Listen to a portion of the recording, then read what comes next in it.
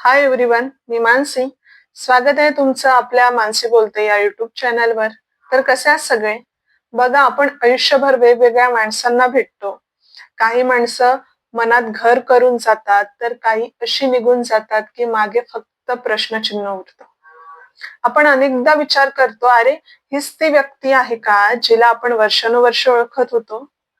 ही माणसं इतकी बदलतात कशी, किंवा मग ती बदलतात की त्यांचा खरा चेहरा समोर येतो. आज आपण मानवी स्वभावाच्या याच अत्यंत रंजक आणि खोलवर जाणाऱ्या पैलूंवर बोलणार आहोत.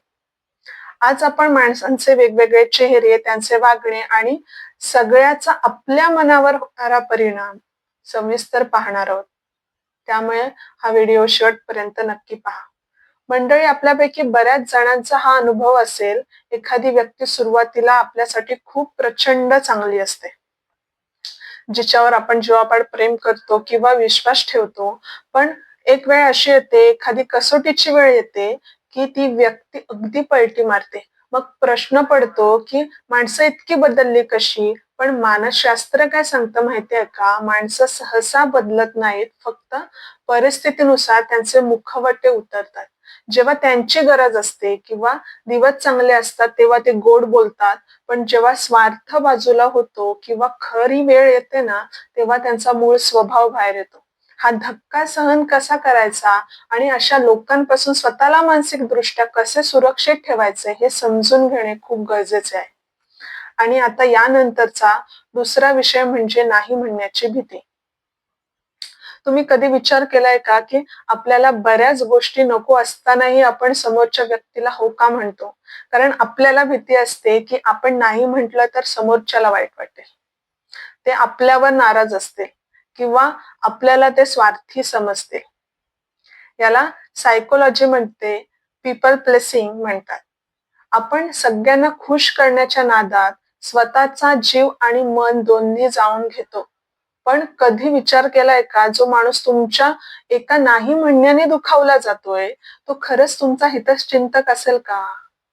स्वतःच्या हक्कासाठी नाही म्हणण्याला शिकणे हा कोणताही स्वार्थीपणा नाहीये, तर ती स्वतःच्या आत्मसन्मानाची पहिली पायरी आहे. आणि तिसरी अत्यंत महत्वाची गोष्ट म्हणजे नात्यांमध्ये येणारा इगो आणि माणसाचा खोटेपणा. दोन माणसांच्या व्यक्तींमध्ये जेव्हा इगो येतो, तेव्हा साधा गैरसमजही महागात पडतो. मी कशाला आधी सॉरी बोलू, हा विचार नात्यांचा घात करतो. तसेच आजकालच्या या दुनियेत समोरची व्यक्ती खरंच खरं बोलते की खोटं हे ओळखणे खूप अवघड झाले आहे. लोक समोरून हसून बोलतात आणि पाठीमागे सगळं विस्कटून टाकतात. अशा वेळी माणसाची देहबोली आणि त्याचे शब्द यांच्यातील विसंगती कशी ओळखायची, यावर आपण स्वतः काम केलं पाहिजे. थोडक्यात काय तर मित्रांनो, मानवी स्वभाव समजून घेणे एक खूप मोठं कोडं आहे. पण या सगळ्या प्रवासात स्वतःला हरवून बसू नका. लोक कसेही वागू दे, तुम्ही स्वतःची पॉझिटिव्हिटी आणि मनाची शांतता कधीही ढळू देऊ नका. आजचा हा विषय आणि या गप्पा तुम्हाला कशा वाटल्या, या कमेंट्स करून मला नक्की कळवा.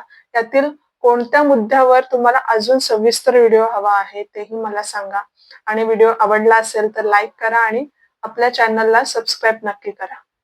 चला, पुन्हा भेटूया अशाच एका विषयासह. तोपर्यंत स्वतःची काळजी घ्या. आनंदी राहा. बाय.